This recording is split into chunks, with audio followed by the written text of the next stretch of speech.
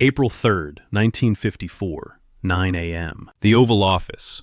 The cable from Paris had arrived at 3 a.m. It was marked urgent, eyes only.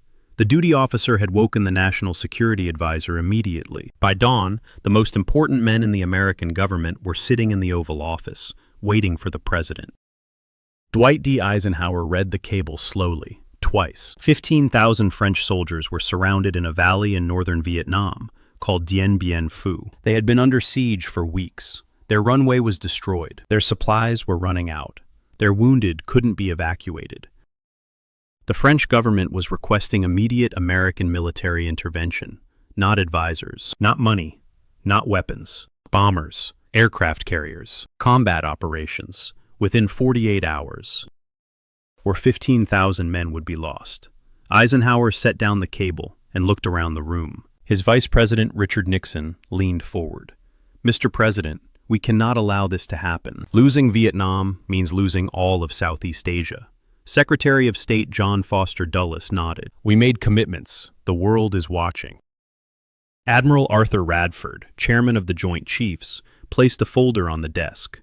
"Sir, I have the strike plan ready. 2 carriers, 60 aircraft. We can launch in 48 hours. Every single man in that room believed the United States had to intervene. The question wasn't whether to act. The question was how quickly American forces could get there. Eisenhower looked at the strike plan.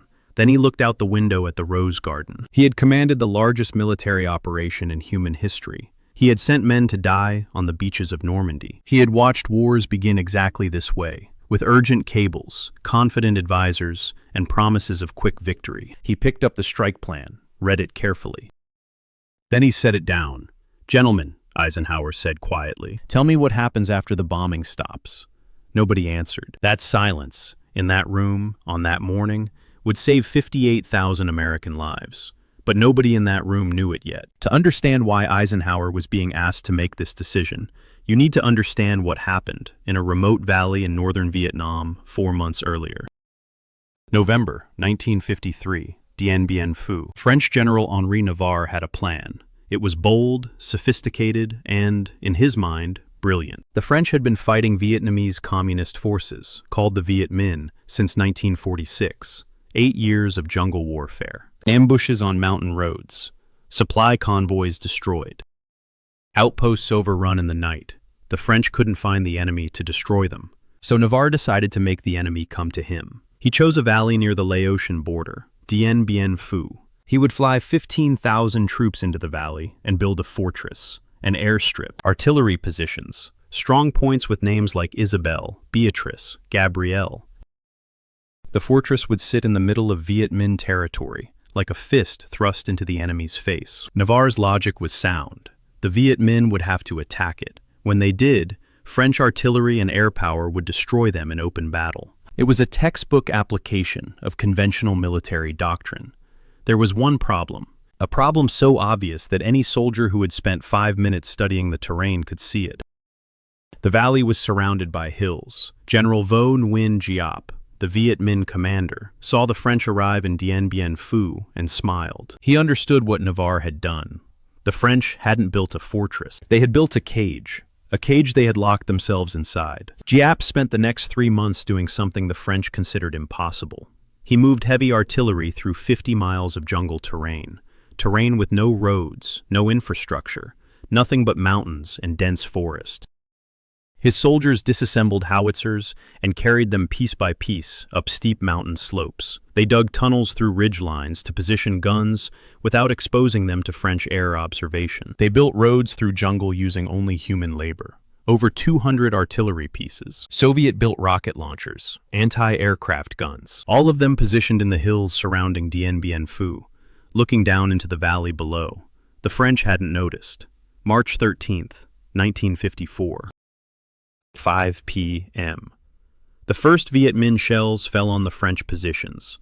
The French artillery commander, Colonel Charles Piroth, had promised Navarre that his guns would silence any Viet Minh artillery within minutes. He had boasted that the enemy couldn't possibly haul heavy guns through that jungle. As Viet Minh shells began destroying his gun positions one by one, Piroth walked to his bunker, pulled out a grenade, and killed himself. He had been wrong about everything. Within 48 hours, the French runway was destroyed. Supply aircraft couldn't land. Resupply had to be done by parachute drops, many of which landed in Viet Minh-controlled territory. The garrison was surrounded. The hills above them bristled with enemy guns. The valley was a killing ground, and Paris was calling Washington. In Washington, the pressure on Eisenhower was overwhelming, and it was coming from every direction simultaneously. Richard Nixon was the most aggressive voice for intervention. The vice president was 41 years old, ambitious, and already thinking about the 1956 election. In private meetings, Nixon told Eisenhower the political reality was simple. If Vietnam fell to communism, the Democrats would spend the next decade saying Republicans lost Asia. The 1952 election had been won partly on the promise of toughness against communism. A communist victory in Vietnam would make that promise look hollow. Nixon went further. In a speech to newspaper editors on April 16th, without Eisenhower's authorization, Nixon said publicly that the United States might have to send troops to Vietnam to prevent the loss of Southeast Asia. The speech created a firestorm. Reporters asked Eisenhower if Nixon had spoken for the administration. Eisenhower was furious. Nixon had forced his hand publicly, but he said nothing that could damage his vice president. Dulles was more sophisticated in his pressure. He argued from strategic theory. 2 months earlier, in January 1954, Dulles had delivered what he called the most important foreign policy speech of the Eisenhower administration. He unveiled a new doctrine: massive retaliation. The United States would not try to match communist forces, gun for gun, soldier for soldier. America would respond to aggression instantly, by means and at places of our own choosing. The clear implication: nuclear weapons. Dulles was signaling that conventional communist aggression would be met with atomic response. The speech was designed to terrify Moscow and Beijing, but it also created a political trap. Now the French were calling America's bluff. Communist forces were overrunning a Western ally. The domino theory suggested that losing Vietnam would lead to the fall of Thailand, Burma, Indonesia, and eventually the Philippines. Dulles had promised instant retaliation. The French fortress was about to fall. The world was watching to see if America's threats were real or empty. Dulles told Eisenhower, "If we don't act now, our credibility in Asia is finished." Admiral Radford had the military plan ready. 2 aircraft carriers, the USS Essex and the USS Boxer, were already in the South China Sea. They could launch strikes within 48 hours. Radford believed American air power could break the Viet Minh siege and save the French garrison.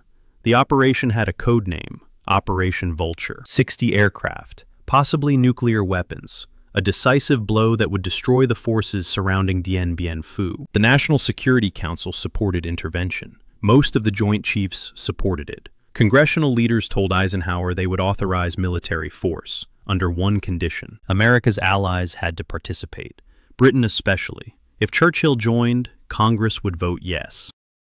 Dulles flew to London immediately. April 25, 1954, 10 Downing Street, London. Winston Churchill was 79 years old, serving his second term as Prime Minister. His health was failing. His hands shook. His voice, once the most powerful in the world, was quieter now. But his mind was still sharp. He had spent decades fighting communism. He had coined the phrase Iron Curtain. He had been the loudest anti-Soviet voice in the Western world for nearly a decade. Dulles was certain Churchill would support stopping communism in Vietnam. He was wrong. Churchill listened to Dulles's presentation carefully. The maps, the military plan, the strategic necessity, the domino theory. When Dulles finished, Churchill sat in silence for a long moment. Then he said, "I have known many adventures in my life, Mr. Dulles. I have fought in colonial wars. I understand what you are facing in Vietnam." He paused. The Vietnamese are not fighting for communism. They are fighting to end colonial rule. No amount of American air power will change that fundamental reality. Dulles tried to argue. Churchill cut him off. It is better to jaw than to war. Britain would not participate in military intervention to save the French in Indochina. Dulles was stunned. He flew back to Washington with nothing. Without British participation, the congressional condition couldn't be met. Congress wouldn't vote for unilateral American intervention. Eisenhower had his political cover, but he told his advisors privately the Churchill refusal was an excuse, not the reason.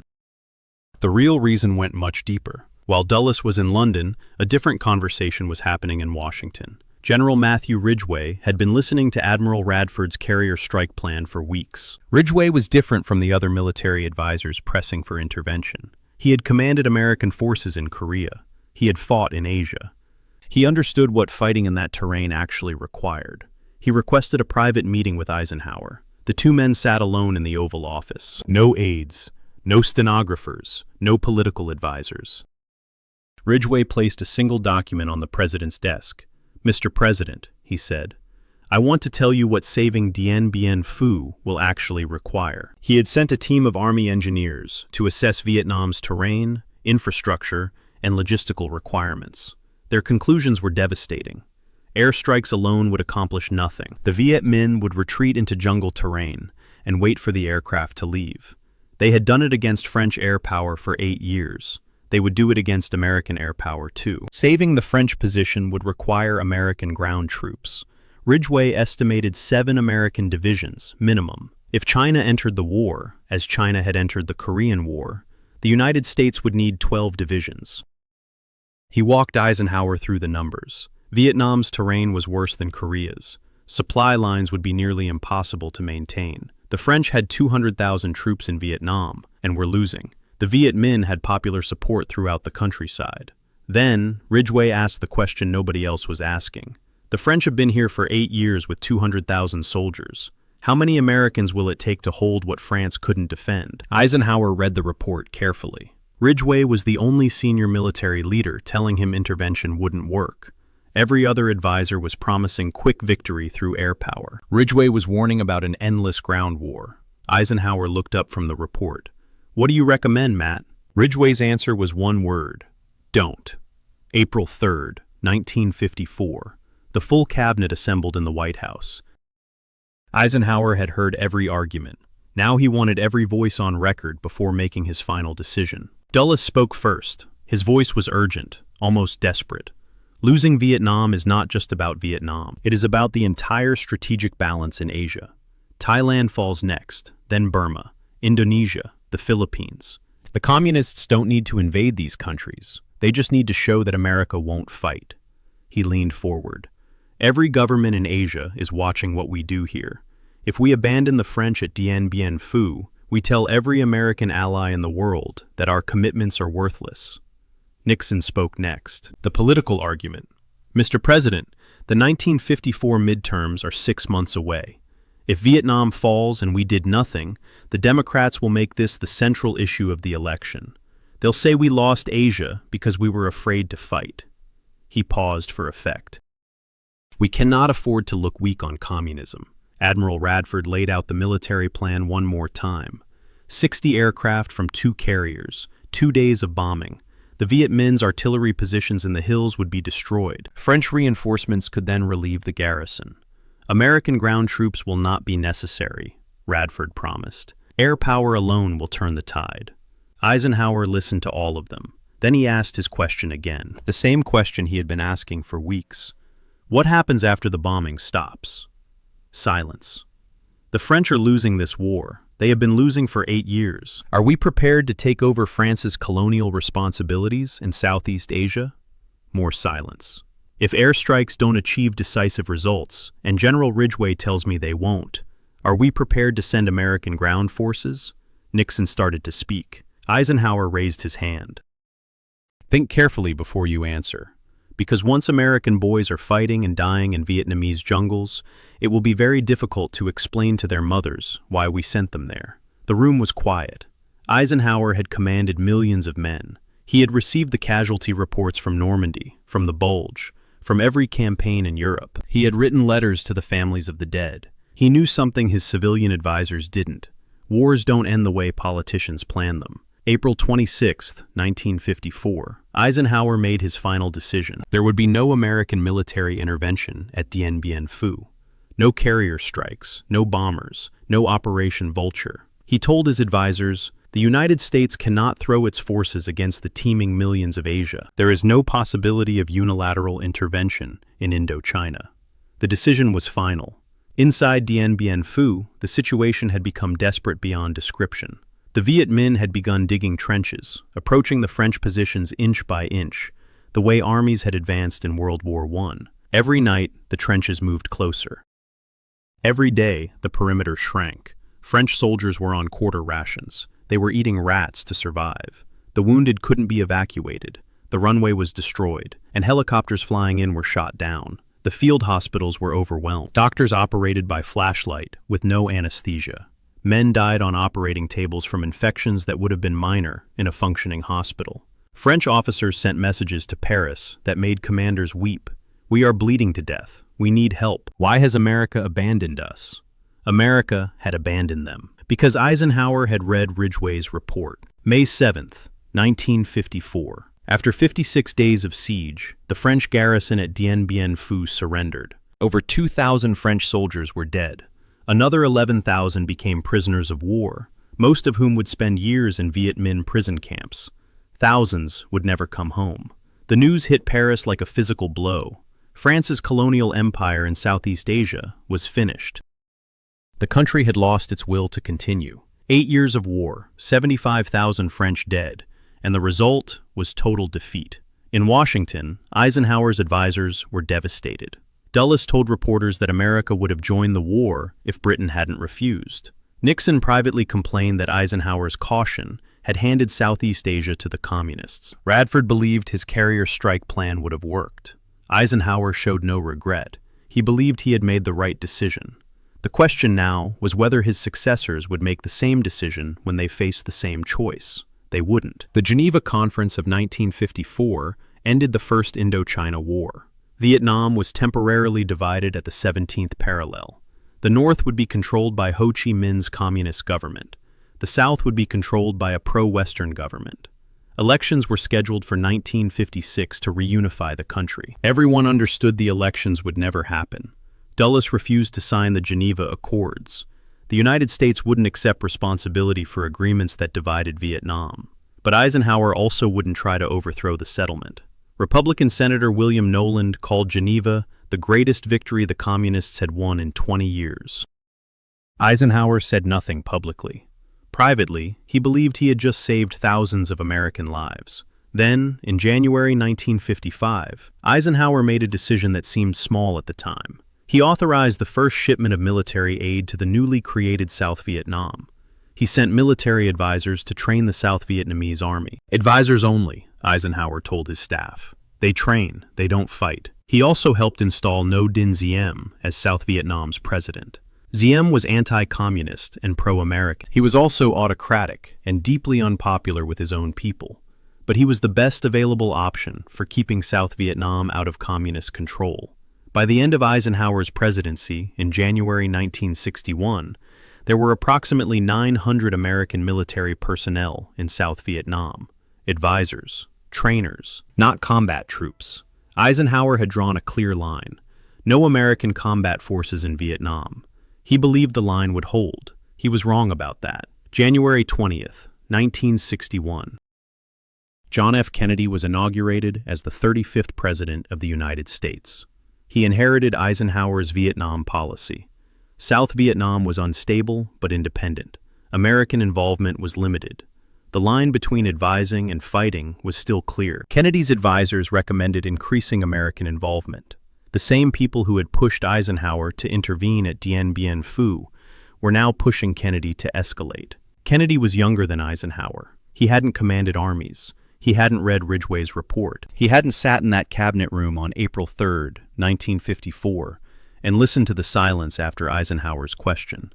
He increased the number of advisors to 16,000 by 1963. Then he authorized American pilots to fly combat missions, while calling them advisors. The distinction between advising and fighting was dissolving in the Vietnamese jungle. The blood being spilled was real, and it was American. November 22nd, 1963, Dallas, Texas. Kennedy was dead. Lyndon Johnson was president. Johnson inherited the same situation and escalated further. The Gulf of Tonkin incident in August 1964 gave Johnson the congressional authorization he needed. American destroyers had allegedly been attacked by North Vietnamese torpedo boats. The attack was questionable. Some officials believed it never happened. Johnson used it to get a blank check for war. By 1965, American combat troops were fighting in Vietnam, not advising, fighting. By 1967, 500,000 American soldiers were in Vietnam. By 1968, the Tet Offensive showed the American public the truth. Despite years of fighting and billions of dollars, the United States was not winning. The war Johnson escalated cost 58,318 American lives, $140 billion Johnson's presidency, the fracturing of American society more deeply than any event since the Civil War. Matthew Ridgway's 1954 warning had been catastrophically accurate. He had predicted intervention would require 7 American divisions minimum, 12 if China entered the war. Eisenhower had listened to that warning and refused intervention. Kennedy and Johnson had not listened. By 1968, the United States had 27 divisions, the equivalent, fighting in Vietnam. Reality had exceeded even Ridgway's worst-case scenario. The war Eisenhower refused to fight in 1954 killed 58,000 Americans by 1975. It ended exactly as Ridgway had predicted. The Vietnamese communists won. All the air power, all the ground troops, all the money. None of it could create a stable pro-Western government in South Vietnam. The same problems that doomed the French in 1954 doomed the Americans in 1975. Eisenhower had understood this in 1954. His successors had not. Eisenhower watched the Vietnam War escalate throughout the 1960s. He rarely criticized Kennedy or Johnson publicly, but in private conversations, he expressed quiet frustration. He had shown them how to avoid the trap. In 1954, every advisor had told Eisenhower that intervention was necessary. The political cost of inaction seemed catastrophic. Dulles said America's credibility was at stake. Nixon said the election was at stake. Radford said a quick bombing campaign would solve everything. Eisenhower said no anyway. He understood something that his advisors didn't, something that Kennedy and Johnson would learn too late. You cannot bomb people into accepting a government they don't want. The Vietnamese were not fighting for communism. They were fighting for independence. They had fought the Chinese for 1,000 years. They had fought the French for 100 years.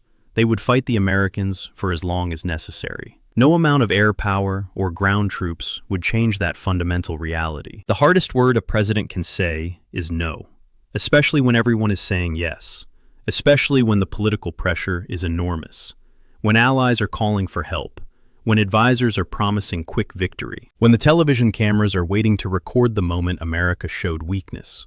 In that moment, April 3, 1954, Eisenhower said no, not because he was a coward. He had commanded millions of men in the most brutal war in human history, not because he didn't care about Southeast Asia. He spent the rest of his presidency trying to build a stable South Vietnam through economic aid and military advisors. He said no because he had asked one question that nobody could answer. What happens after the bombing stops? That question, asked in the Oval Office on a spring morning in 1954, is the most important question in the history of American foreign policy. Kennedy never asked it. Johnson never asked it. 58,000 Americans died because of that silence. Eisenhower understood that restraint requires more courage than action. It is easier to send bombers than to explain why you didn't. It is easier to fight than to ask what winning actually means. When Eisenhower left office in January 1961, he gave a farewell address, warning about the dangers of the military-industrial complex, the alliance of defense contractors, military commanders, and politicians who always find reasons to go to war. He had spent his presidency resisting that complex. At Dien Bien Phu, in Korea, in a dozen smaller crises where the pressure to use force was enormous, he resisted every time. History has called him a cautious president, a president who didn't do enough. But there is another way to measure a president, by the wars he didn't fight, by the young men who came home because their commander-in-chief had the discipline to say no, by the questions he asked in quiet rooms when everyone else was shouting. Eisenhower chose wisely in 1954. His successors chose differently, and the difference between those choices was written in 58,318 names on a black granite wall in Washington, D.C.